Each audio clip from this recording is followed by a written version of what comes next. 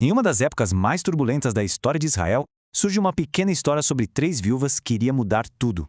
Essa é a história do livro de Ruth, uma narrativa incrível sobre perda, lealdade e uma redenção que ecoaria por gerações. Vamos mergulhar nessa jornada. Olha, a história não começa com um final feliz. Na verdade, ela começa com um desespero profundo.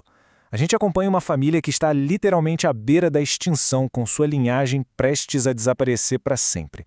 O ponto de partida aqui é a perda total. Então, a gente se pergunta, né? Como é que as coisas chegaram nesse ponto? A primeira parte da história vai nos mostrar uma série de tragédias que levaram essa família ao limite do desaparecimento. Pensa só na sequência de desastres. Primeiro, a fome os força a sair de casa, de Belém. Aí eles vão para uma terra estrangeira, Moabe, e lá o patriarca da família, Elimeleque, morre. Como se não bastasse, os 2 filhos dele também morrem. O resultado é devastador. 3 viúvas, sozinhas, sem ninguém para sustentá-las e, naquela cultura, sem esperança nenhuma de futuro. Completamente arrasada e sem ter mais nada a perder, Noemi decide voltar para casa. Ela até insiste com as noras, Ruth e Orfa, para que elas voltem para suas famílias de origem. Ela está convencida de que não tem mais nada a oferecer. Na cabeça dela, a história da sua família tinha chegado ao fim. Mas é aqui, é exatamente neste momento de desespero que a história tem o seu ponto de virada. Uma única decisão, que vai contra toda a lógica, prepara o terreno para uma história de redenção que ninguém esperava. E aqui a gente vê 2 escolhas que definem tudo. De um lado, Orfa faz o que é sensato, o que qualquer um faria. Volta para a segurança do seu povo, da sua casa. Mas do outro lado, Ruth faz o impensável. Ela se recusa a deixar Noemi, escolhendo um futuro de total incerteza ao lado da sogra. É um primeiro sinal de um dos grandes temas aqui. A redenção pode vir de onde a gente menos espera. E essa frase, essa frase é o coração de toda a história. Não é só uma promessa, é um voto de lealdade absurdo. Ruth está dizendo que a vida de Noemi agora é a vida dela, o povo dela, a fé dela, tudo. É um compromisso profundo, uma entrega total. E com essa decisão tomada, as 2 viajam juntas para Belém. Agora vamos ver como um simples ato de sobrevivência acaba abrindo uma porta para uma oportunidade totalmente inesperada. Elas chegam em Belém sem absolutamente nada. Para conseguir comida, Ruth começa a catar as sobras da colheita nos campos, algo que a lei da época permitia aos pobres. E aí, no que parece pura coincidência, ou talvez não, ela vai parar justamente no campo de um homem chamado Boaz. E o detalhe mais importante, ele era parente do falecido marido da Noemi, é a primeira luzinha de esperança. A aparição de Boaz na história não é à toa. Ele introduz um conceito legal e cultural da época que é fundamental para a gente entender o que acontece a seguir.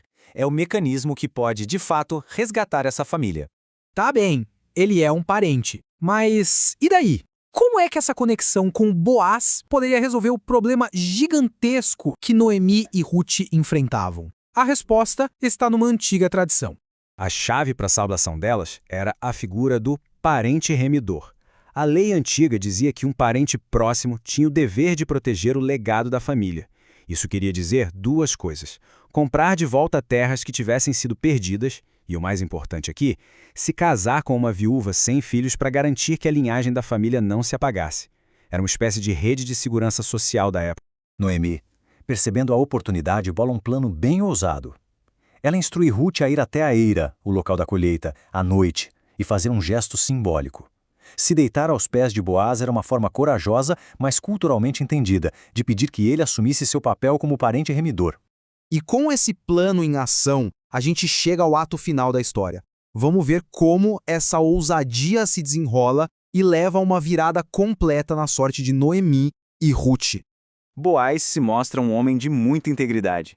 Ele honra o pedido de Ruth, mas explica que, pela lei, existe um parente ainda mais próximo que tem a preferência. Ele então negocia publicamente, o outro parente recusa a responsabilidade e Boaz oficialmente assume o papel de remidor.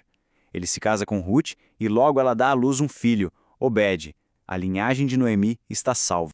E quando a gente acha que a história acabou, vem a grande revelação. A narrativa não termina com Obed. Acontece que esse menino se tornaria o avô de ninguém menos que o rei Davi, o maior rei da história de Israel. De repente, uma pequena história de lealdade familiar se torna um pilar na fundação da nação.